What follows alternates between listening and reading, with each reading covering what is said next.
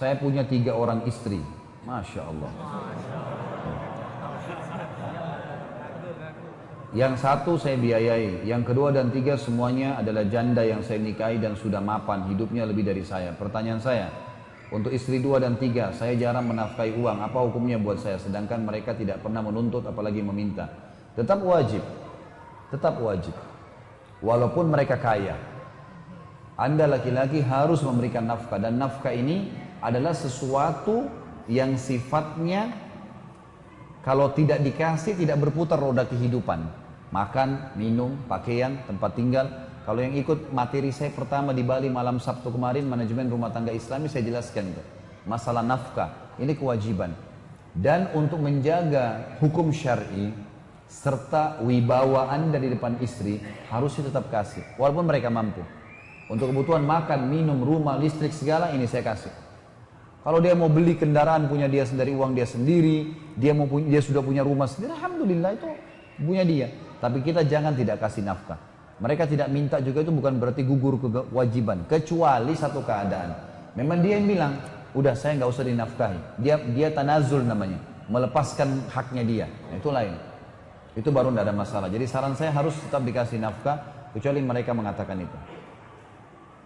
Dosakah saya kalau saya tidak berlaku adil karena ketiga istri saya berbeda pulau atau daerah?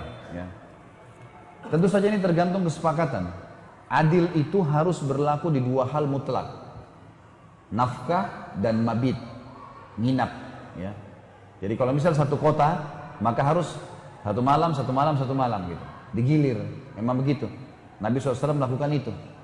Kecuali kalau ada salah satu dari istri tanazul lagi. Seperti Ummu Salamah pernah mengatakan, karena sudah sangat tua, dia yakin dia tidak bisa berhubungan dengan Nabi SAW, tapi Nabi rutin datang ke situ ya, siang, sore datang, makan siang, ngobrol, itu biasa. Mabit malam ini biasanya memang untuk hubungan biologis, gitu kan. Maka Ummu Salamah tahu tidak bisa melayani Nabi SAW, beliau mengatakan, ya Rasulullah, saya menghibahkan malam saya untuk Aisyah. Maka Aisyah mendapatkan 2 malam waktu giliran, gitu kan. Maka ini boleh kalau dihibahkan. Malam mabit harus adil. Kalau di luar pulau, tadi kalau dalam kota, kalau di luar pulau tergantung kesepakatan. Kalau misal sebelum nikah, Anda mengatakan, saya hanya bisa datang sebulan sekali. Dalam seminggu saya akan tinggal di sini. Bagaimana? Bisa? Kalau dia bilang iya, setuju, al-mu'minu ala syurutihim. Kata Nabi SAW, orang mukmin sesuai dengan kesepakatannya. Si perempuan nanti nggak boleh lagi tuntut setelah nikah. Sekarang kau harus adil. Sekarang sebulan, sini sebulan. Nggak bisa. Kesepakatan awal. Makanya di sini harus dibangun dari sebelum akad nikah. Bagaimana kesepakatannya? Mabit dan nafkah, ini harus adil. Ya. Dan adil dari sisi nafkah ini teman-teman adalah proporsional. Sesuai dengan porsi. Jadi misal istri pertama punya anak 5, istri kedua punya anak 2. Nafkahnya beda.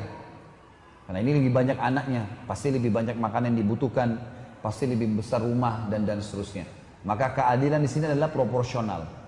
Ya, bukan adil kalau anak yang istri baru anak 2, kemudian yang satu istri anak 5, di sini 10 juta, ini 10 juta. Itu bukan adil namanya.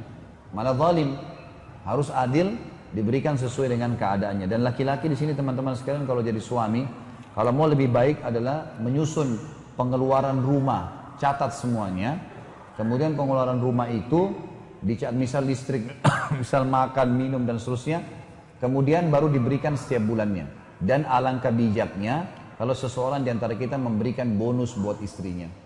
Dia sudah nyuci rumah, dia sudah nyuci baju, dia sudah jaga rumah, dia sudah didik anak. Kasihlah sesuatu. Misal kita gajinya 5 juta, 4 juta nafkah rumah, 500 ribu kasih ke dia, 500 ribu kita pakai, gitu kan. Jadi diberikan untuk dia karena dia sudah mengabdi.